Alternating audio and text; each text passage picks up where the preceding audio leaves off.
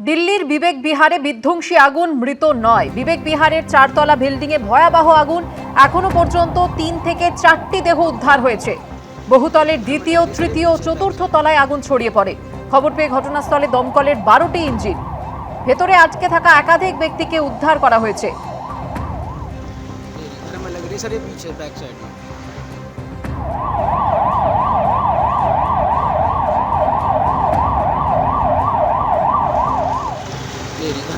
ফলতায় 29 এপ্রিলের ভোট বাতিল করে 21 মে হবে পুনর্নির্বাচন। ডায়মন্ড মডেলকে কটাক্ষ অমিত মালব্যর। চূর্ণ বিচূর্ণ হয়ে গেল ডায়মন্ড মডেল, এমনটাই কটাক্ষ করে পোস্ট করেছেন বিজেপির আইটি সেলের প্রধান অমিত মালব্য।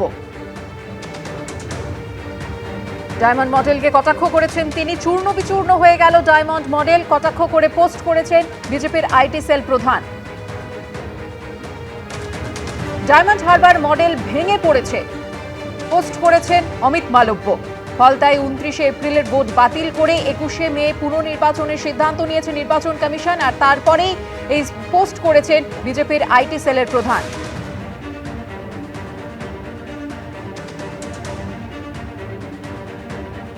ফলতা বিধানসভা কেন্দ্রে পুরো ভোট বাতিল করে বেনজির সিদ্ধান্ত নিয়েছে নির্বাচন কমিশন।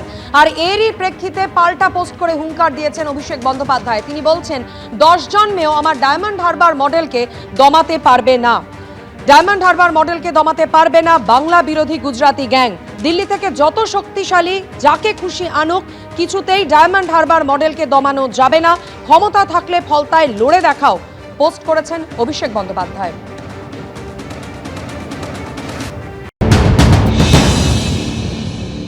ইভিএম এর ওপরে সেলোটেপ মেরে দেওয়া হয়েছে, ইভিএম এর বিজেপি সিম্বলের ওপরে। প্রায় 70 থেকে 80টা ইভিএম এর ওপরে বিজেপি বোতামের ওপরে আতর লাগিয়ে দেওয়া হয়েছিল।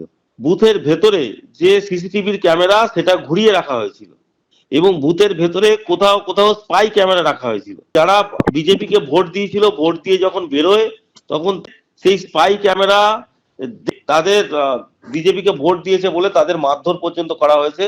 ভোটের আগের দিন আধার কার্ড, ভোটার কার্ড নিয়ে চলে আসা হয়েছিল যাতে তারা ভোট দিতে না আসতে পারে। অবজারভার দায়িত্বে ছিলেন উনি ডায়মন্ড হারবার এসেছিলেন।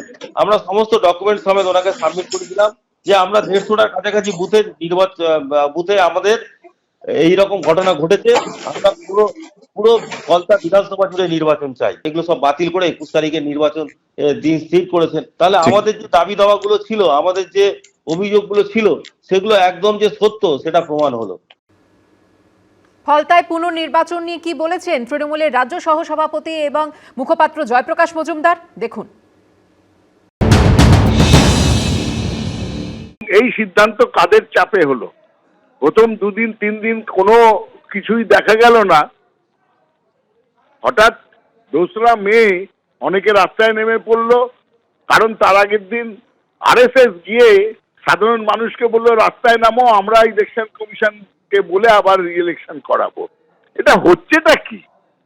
ইলেকশন কমিশন প্রথম দিন, দ্বিতীয় দিন বিজেপিও কিছু বললো না যাদের জন্য করছে। বিজেপি কোনো কমপ্লেন করেছিল? কোনো পুনর্নির্বাচন চেয়েছিল? কেউ পুনর্নির্বাচন চেয়েছে?